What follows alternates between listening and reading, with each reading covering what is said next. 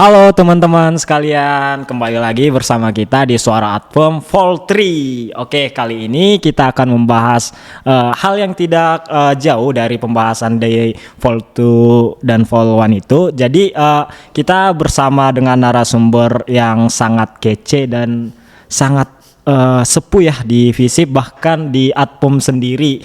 Oke, langsung saja kita sambut Teh Ruth.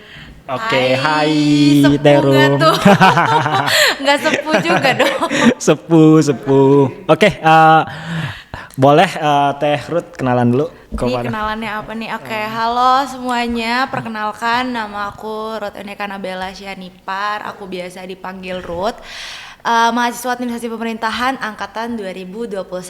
Itu aja kayaknya ya perkenalannya. Oke, soal yang lain nggak ada ya yang perlu dikenalin. Oke. Baik, kali ini kita akan membahas tentang leadership nih teman-teman, yang mungkin sering dibicarakan, namun pelaksanaan atau praktiknya itu sendiri sangat jarang ya kita temui, harus terjun langsung nih ke dalam sebuah organisasi. Nah, Teh Ruth sendiri adalah seorang saat ini menjabat sebagai Wakil Ketua Himpunan Mahasiswa Kabinet Adpom Bersinergi. Oke, boleh nih Teh Ruth dijelasin dulu apa sih, ada nggak keluh kesah saat menjadi wakil ketua himpunan saat ini? Oke, sebelumnya mungkin kalau misalnya bicara tentang leadership itu kan aku juga belum terlalu pandai ya tentang leadership, terus juga tapi kan kita juga sekarang di semester 5 ini lagi belajar tentang kepemimpinan pemerintahan ya, tapi kan kalau misalnya di mata kuliah itu sebenarnya itu lebih, aku juga mikirnya itu adalah basic dari seseorang pemimpin gitu ya. Jadi seorang pemimpin itu harus tahu ngapain aja, harus tahu apa yang harus dilakukan ke depannya. Dan untuk saat ini tuh aku yang tadi udah dibilang juga menjabat sebagai wakil ketua himpunan. Kalau dari experience-nya aku, dari pengalamannya aku selama ini menjadi seorang wakil ketua himpunan itu sebenarnya satu hal yang krusial ya menurut aku, karena benar. Memang dari awal kuliah itu gak ada proyeksi untuk menjadi seorang wakil ketua himpunan. Jadi tiba-tiba gitu aja nih ya. Jadi tiba-tiba. Nice, tiba-tiba.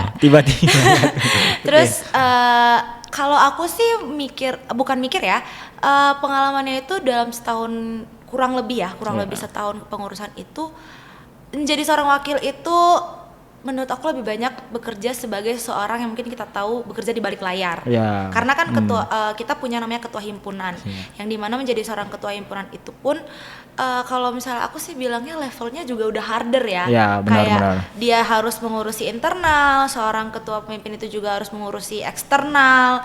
Walaupun mungkin dalam ketika seorang ketua dengan wakilnya ini berbagi pekerjaan, misalnya kayak ketuanya mengerjakan eksternal, wakilnya di internal, tapi kan tetap aja ya ketua itu kan harus memikirkan baik eksternal maupun internal.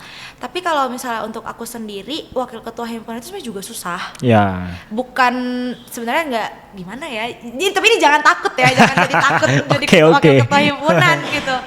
Cuma memang ada struggle-nya sendiri gitu ketika kita harus mengikuti ide dan gagasan dari ketua himpunan kita yang mungkin kadang bertabrakan sama kita, itu kan juga pasti terjadi ya. Apalagi kalau misalnya kita lagi ngobrolin prokeran apalagi di Hima itu kan banyak unit atau banyak departemen gitu ya, banyak departemen, banyak unitnya yang mana beda-beda gitu loh program kerjanya masing-masing. Jadi itu tuh sebenarnya jadi struggle juga untuk aku jadi seorang wakil ketua himpunan. Gitu. Ternyata jadi wakil itu juga susah. Selain tapi kita lebih harus banyak bekerja di balik layar sih kalau aku bilangnya ya. Benar. Selain kita harus nyesuain kita dengan ketua, dengan unit dan juga biro. Benar. Ya. Susah banget. Tapi itu menjadi keluh kesah deh ya. Dari keluh kesah sih enggak juga sih.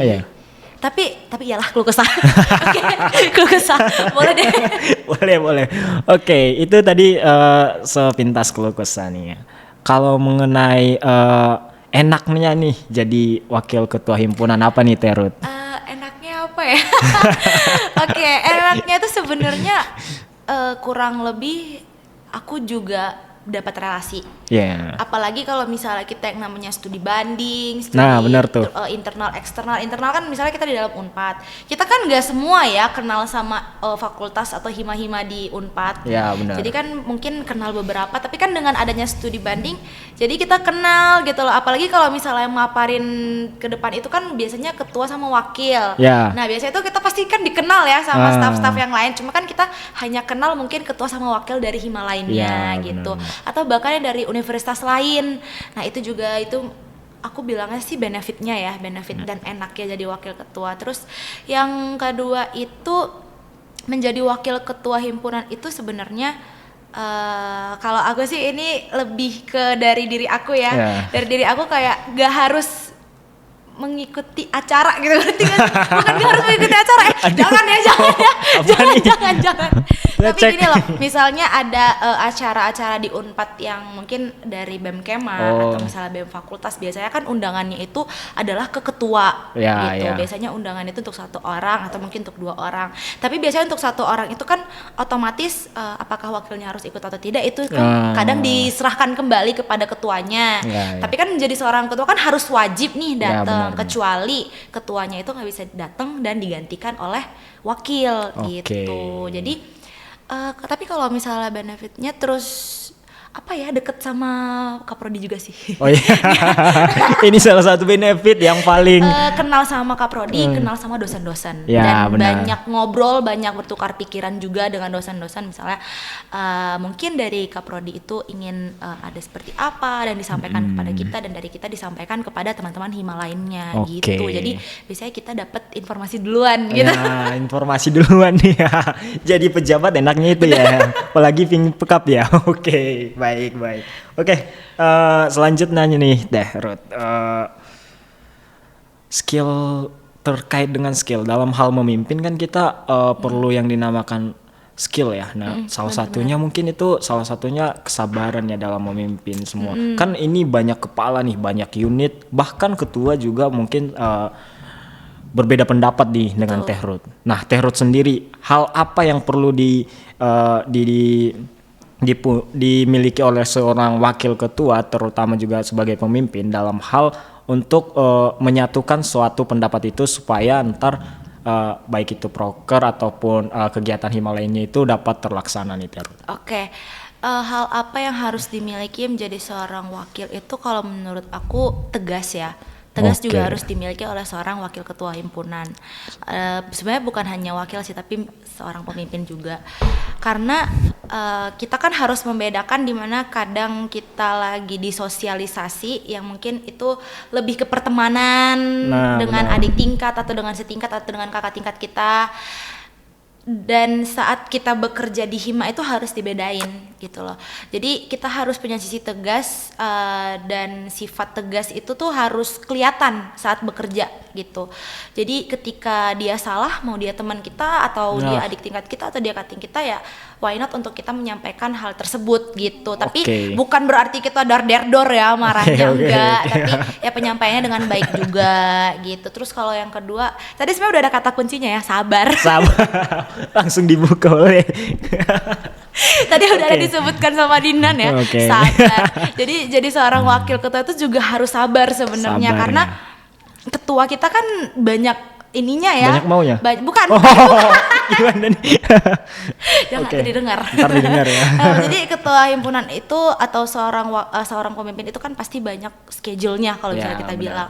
Mungkin dia diundang ke acara ini atau dia ikut mungkin acara prodi ini dan segala macam. Jadi kita tuh harus sabar dan tahu untuk jadwal-jadwalnya itu apa aja gitu. Jadi nggak melulu kita, apalagi kan aku jujur orangnya mudian ya.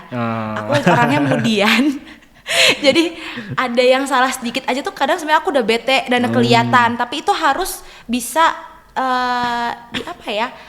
diperkecil skalanya ketika menjadi seorang pemimpin, apalagi menjadi wakil ketua, dan harus bisa baik itu laki-laki baik itu perempuan harus bisa punya punya rasa keibuan, bukan keibuan sih, tapi lebih ke mengayomi gitu loh. Karena kan ketua itu memang harus benar-benar tegas ya. Jadi punya wakil itu wakilnya harus bisa mendinginkan gitu loh. Jadi kalau misalnya di Hima Adpom sendiri kan kita Pimkap ada 3 ya. Ada ketua, ada wakil, sama ada sekjen ya, benar-benar. Dan biasanya itu karena memang di Hima Adpom aku dan ketua itu kepalanya agak susah didinginkan nih. Sedikit curhat nih ya. Batu dua-duanya. Jadi yang mendinginkan itu biasanya sekjennya. Cuma kan tidak semua organisasi, tidak semua kantor ataupun Hima ataupun di BEM itu yang sekretarisnya ikut ke dalam pimpinan kabinet gitu ya. Biasanya memang hanya ketua dan wakil. Jadi kalau menurut aku rasa keibuan itu, rasa mengayomi itu harus ada dari seorang wakil juga. Gitu. Baik. Harus seorang wakil tuh harus punya sifat keibuan nih teman-teman. Tapi nggak harus cewek ya? Nggak harus cewek. Nggak harus cewek. Jadi kan wakil itu kan jadi seorang wakil itu nggak harus perempuan ya. Tapi ada juga laki-laki. Nah di situ tuh jadi makanya aku bilang bukan sifat keibuan tapi mengayomi. Jadi mendinginkan gitu loh. Jadi kalau ada perbedaan pendapat, wakilnya itu jangan langsung yang aduh gini gitu. Enggak, jangan. Jadi memang harus ada sabar dan mengayomi. Baik.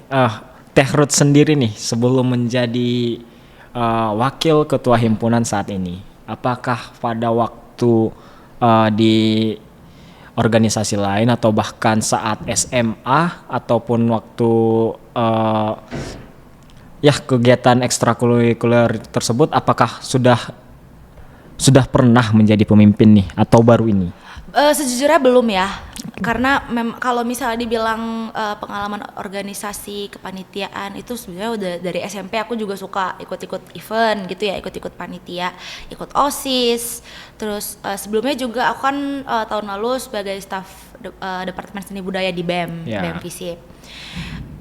Dan sejauh ini memang aku belum pernah ada menjadi seorang pemimpin, tapi karena di luar juga kebetulan aku pernah ikut organisasi podcast gitu ya, seperti ini. Podcast. Iya, tapi karena memang lagi COVID jadi kita take-nya itu by laptop gitu. Jadi recordnya, audio dan segala macam itu sebenarnya lebih susah saat COVID daripada sekarang. Karena kan kalau sekarang nih kita nih kayak gini udah nyatu ya audionya gitu. Jadi lumayan. Aku bilangnya sih bekal aku tuh sebenarnya udah lumayan banyak. Cuma bagaimana kembali lagi orangnya mengemas itu semua gitu loh. Dan ketika disediakan nih kamu dapat jabatan sebagai seorang wakil. Dari pengalaman-pengalaman aku itu seharusnya aku udah bisa tahu gitu menjadi seorang wakil pemimpin atau menjadi seorang pemimpin tuh harus bagaimana. Tapi tetap aja ketika menjadi wakil itu pun harus banyak belajar gitu. Ya ada. Belajar learning by doing juga. Betul, learning by doing.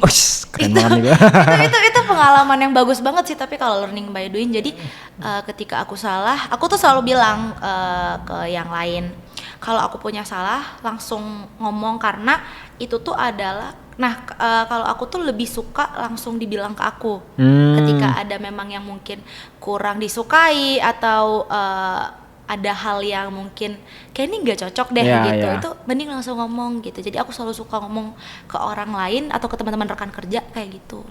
Berarti kalau semisal ada yang salah nih daripada para K-unit ataupun Kabir nih, langsung bilang aja lu salah nih gitu ya? Enggak sih, enggak. Jadi balik lagi tadi ke awal, ketika salah disampaikan tapi dengan penyampaian yang baik. Benar, jangan langsung lu salah gitu. Kecuali kalau udah tahu ya sifat karakternya ya, kecuali benar. udah tahu sifat dan karakternya, harap dimaklumi. Baik. Terkait dengan sifat dan karakter nih Teh, kan banyak nih para pimpinan harus menselaraskan antara pimpinan. Di dalam pimpinan itu kan ada ketua dan sekjen, harus selaras tuh. Nah, dengan agar itu selaras perlu bantuan antara para kabir dan para staf. Nah, menurut Teh Ruth sendiri nih, kabir dan K-unit ini ada nggak sih keluh kesah yang perlu bahkan dievaluasi ya untuk kabir selanjutnya ngomong-ngomong kita ini udah mau demis juga ya. Oke. Iya, dikit lagi guys. Dikit lagi guys. Pak, bentar. Oke, yang menjadi mungkin hal ini bisa menjadi perbaikan ya bagi kedepannya, baik itu para staff dan juga orang yang akan memimpin hima administrasi pemerintahan ini selanjutnya. Apa nih pesan-pesan dari Teteh?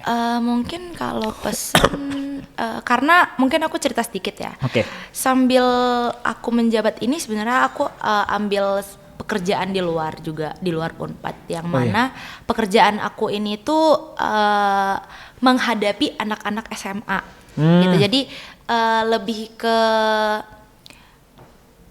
sebenarnya sama. Jadi bukan aku di kerjaan aku tuh sebagai manajer talent QL gitu. Jadi podcast juga, podcast School Bandung.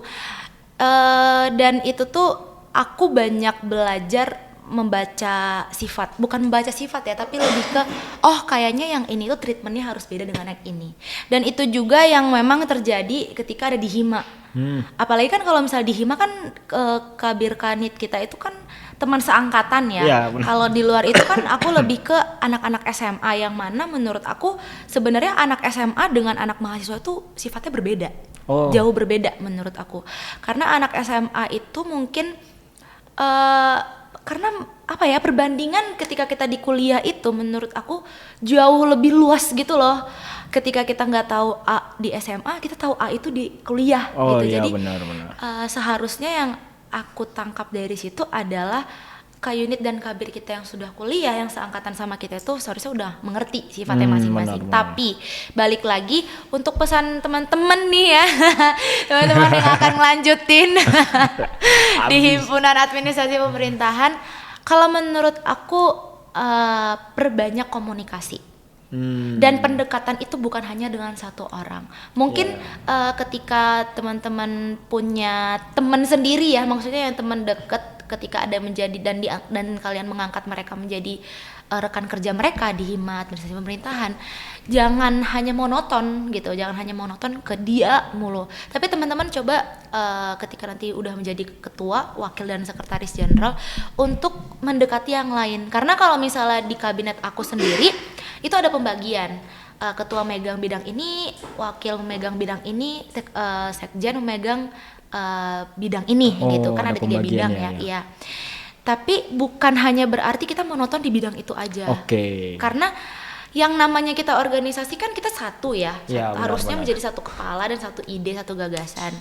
Jadi ketika kita udah dikasih tugas untuk memegang bidang-bidang, seharusnya kita tahu nih di bidang ini maunya ini, di bidang ini maunya ini, di bidang ini maunya ini, dan disatukan gitu. Jadi tetap harus kita tahu sifat dan karakter dari Kanit Kabir lainnya, bukan hanya monoton. Jadi harus perbanyak komunikasi, baik itu di luar hima maupun di dalam hima. Apalagi kalau di luar hima ya, di luar hima tuh jauh lebih banyak waktu yang bisa, gak harus ketika rapat, gak harus ketika rapat, gak harus ketika ada yang mau dibicarain tentang prokeran baru ngobrol, enggak. Jadi kalau bisa tuh sambil mungkin hangout atau main atau gimana. Apalagi kelihatannya kalau angkatan selanjutnya ini kan jauh lebih sedikit ya daripada angkatan kita. Jadi harusnya sih mereka sudah saling mengenal satu sama lain, karena agak sedikit dan kelihatannya kan mereka akhir-akhir ini banyak yang kuliahnya lapangan ya. Karena kan kalau kita kuliahnya banyakan yang di kelas kan. Kuliah mereka banyakan di lapangan, dan otomatis kan ketika di lapangan itu mereka tahu semakin kenal ya, semakin kenal dengan sifat-sifat masing-masing gitu. Jadi dari aku cuma satu sih, hanya perbanyak komunikasi gitu. Perbanyak komunikasi. Komunikasi itu penting banget. Komunikasi itu penting guys. Jangan hanya gara-gara komunikasi jadi berantem. Iya benar, segala itu perlu dikomunikasinya teh. Oke, baik. Gak kerasa nih ya teh, kita sudah ada di penghujung acara. Ntar nih ruangan nih ditutup nih. Diusir ntar kita ini.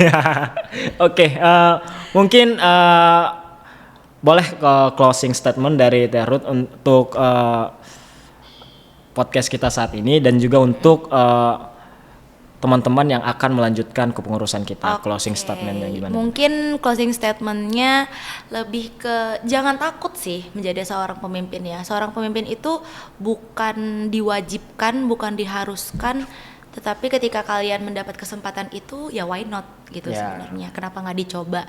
Dan menjadi seorang pemimpin itu harus bisa membedakan antara diri asli dengan ketika kalian bekerja gitu. Dan semangat ya.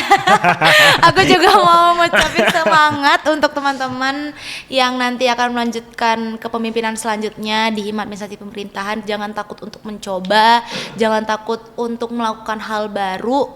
Karena mungkin ada turunan, ada gitu ya, bener. Ada kegiatan turunan. Tapi kalau misalnya ketika ingin meregenerasi dengan yang baru, itu kembali lagi kepada teman-teman. Kembali lagi nanti bagaimana dengan pemimpin selanjutnya. Karena kan pemimpin itu pasti punya tujuan, sasaran, dan arah dan sifat yang berbeda-beda, karakter yang berbeda. Misalnya dengan ketua saat ini dengan ketua tahun lalu itu kan berbeda, dengan ketua tahun lagi berbeda. Dan bagaimana dengan ketua selanjutnya, wakil ketua dan sekjen serta teman-teman rekan kerja di Hima nanti. Itu aja sih dari aku. Banyak sekali nih insight yang kita dapat dalam menonton podcast ini ya Teh, bersama dengan narasumber yang sangat luar biasa ya. Mungkin cukup sekian ya teman-teman. Saya Ferdinand Tambah sebagai Kepala Unit dari Media Publikasi dan Teh Ruth sebagai narasumber yang juga menjabat sebagai Wakil Ketua Himpunan Mahasiswa. Nah benar, bentar lagi Demis kita. Oke. Cukup sekian podcast kita kali ini. Selebihnya mohon maaf. See you guys.